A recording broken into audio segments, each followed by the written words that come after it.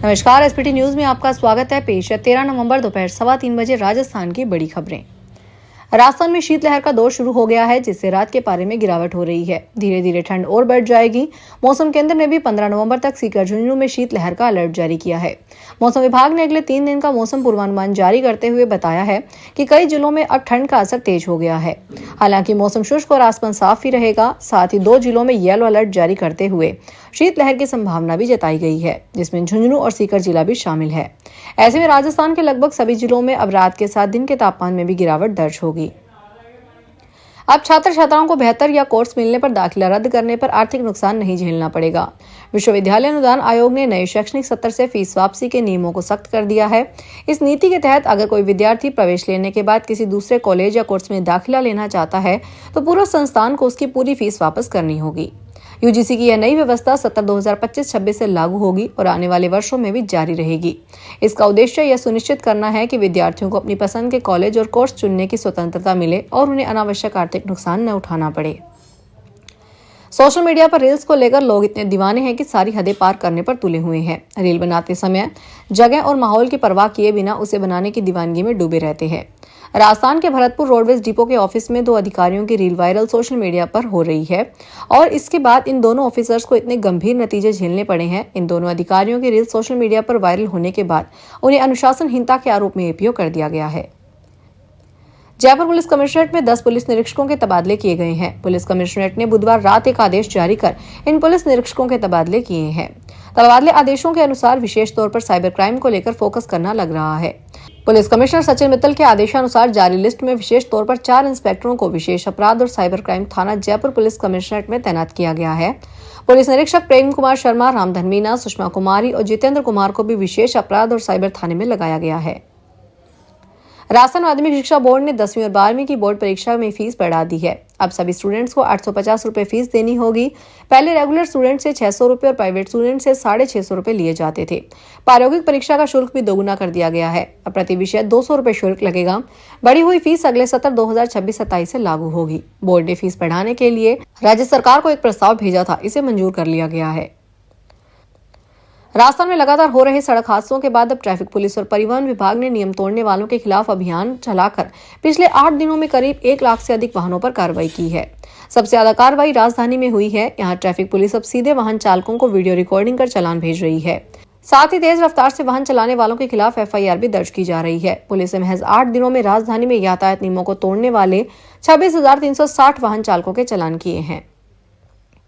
महात्मा गांधी राजकीय विद्यालय बिलिया में गुरुवार सुबह उस समय हंगामा हो गया जब एक शिक्षक उस छात्रा के साथ अश्लील हरकत करने का आरोप सामने आया। घटना की जानकारी मिलते ही बड़ी संख्या में अभिभावक, ग्रामीण और छात्र विद्यालय परिसर में एकत्रित हो गए। आक्रोशित लोगों ने विद्यालय के मुख्य द्वार पर ताला जड़ दिया और प्रवेश द्वार पर जमकर नारेबाजी शुरू कर दी। ग्रामीणों और अभिभावकों का आरोप है कि विद्यालय में कार्यरत एक शिक्षक ने छात्रा के साथ अनुचित व्यवहार किया, जिसके बाद छात्रा के परिजनों को इसकी जानकारी दी। विश्व धरोहर कालका शिमला रूट पर अब विशेष ट्रेनों का संचालन किया जाएगा। हर साल सर्दियों के मौसम में यहाँ सैलानियों की बढ़ती भीड़ को देखते हुए रेलवे ने इस बार पहले से तैयारी शुरू कर दी है। यात्रियों की बढ़ती वोटिंग लिस्ट और पैकेज टूर की मांग को देखते हुए अंबाला मंडल के मंडल रेल प्रबंधक विनोद भाटिया ने वाणिज्यिक विभाग को निर्देश जारी किए हैं ताकि समय रहते किराया तय कर इन ट्रेनों को शुरू किया जा सके। भीलवाड़ा शहरी सुधार न्यास की विवादित भूखंड लॉटरी आवंटन योजना पर राजस्थान हाई कोर्ट जोधपुर की खंडपीठ ने स्टे ऑर्डर जारी किया है। न्यायाधीश डॉक्टर पुष्पेंद्र सिंह भाटी और अनुरूप सिंघी की खंडपीठ ने भ्रष्टाचार और सॉफ्टवेयर हेराफेरी के आरोपों वाली जनहित याचिका पर सुनवाई की है। इसके चलते आदेश दिया गया है कि अगली सुनवाई पर अलॉटमेंट लेटर जारी न किया जाए। इसके परिणाम स्वरूप आवंटन प्रक्रिया पर रोक लग गई है। जनहित याचिका में आरोप लगाया गया है कि यूआईटी ने लॉटरी प्रक्रिया एक गैर प्रमाणित निजी सॉफ्टवेयर से करवाई, जिसका न तो कोई सुरक्षा ऑडिट हुआ है और न ही सरकारी अनुमोदन प्राप्त था। राजाखेड़ा में मतदाता सूचियों के विशेष गहन पुनरीक्षण कार्यक्रम में लापरवाही बरतने पर 2 बूथ लेवल अधिकारी निलंबित किए गए हैं। यह कार्रवाई जिला निर्वाचन अधिकारी श्रीनिधि बीटी ने की है। कार्य में लापरवाही के कारण विधानसभा निर्वाचन क्षेत्र राजाखेड़ा के मतदान केंद्र संख्या 206 में कार्यरत बीएलओ मोहन लाल को निलंबित किया गया है। इसी तरह विधानसभा निर्वाचन क्षेत्र धौलपुर के भाग संख्या 205 के बूथ लेवल अधिकारी रविंदर सिंह को भी तत्काल प्रभाव से निलंबित किया गया है। अजमेर में एक व्यापारी की स्कूटी से 1,32,000 नकदी चोरी होने का मामला सामने आया है। व्यापारी अपने भाई की दुकान पर गया था। करीब 2 मिनट में चोर ने वारदात को अंजाम दिया। पीड़ित व्यापारी की ओर से क्लॉक टावर थाने में इसकी शिकायत दी गई है। पुलिस मामले की जांच में जुटी है। चंद्रवाई नगर में निवासी टेकचंद सिंधी ने बताया कि पड़ाव में उनके अनाज की दुकान है। उनकी भाई की दुकान पर काम में रुका हुआ था।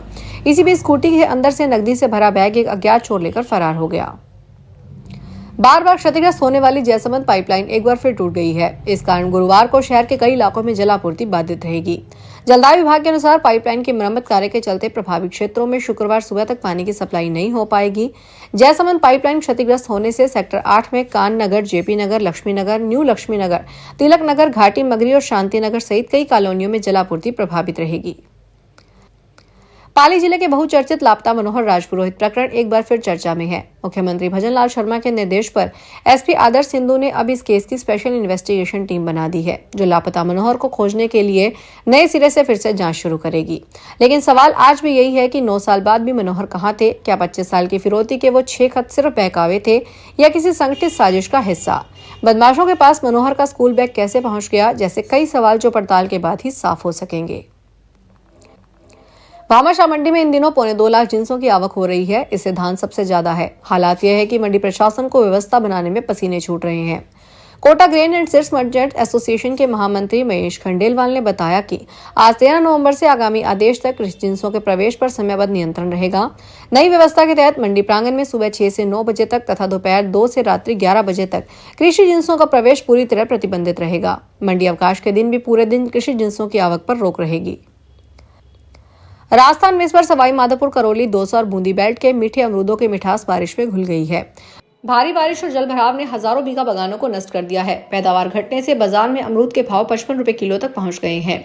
जयपुर, दिल्ली, मध्य प्रदेश और उत्तर प्रदेश में सप्लाई आधी रह गई है। उद्यान विभाग इस बार अमरूद उत्पादन प्रभावित होने से 120 करोड़ रुपए से अधिक का राजस्व घाटे का आकलन मान रहा है। पहले अमरूदों से 500 करोड़ रुपए तक का राजस्व होता था, जो घटकर इस बार 450 करोड़ रुपए पर रह गया है। फिलहाल इस बुलेटिन में इतना ही। फिर हाजिर होंगे बड़ी खबरों के साथ। अगर आप भी अपने आसपास की छोटी बड़ी और महत्वपूर्ण खबरों से अपडेट रहना चाहते हैं तो सब्सक्राइब कीजिए हमारे चैनल एसपीटी न्यूज को और प्रेस कीजिए बेल आइकन पर।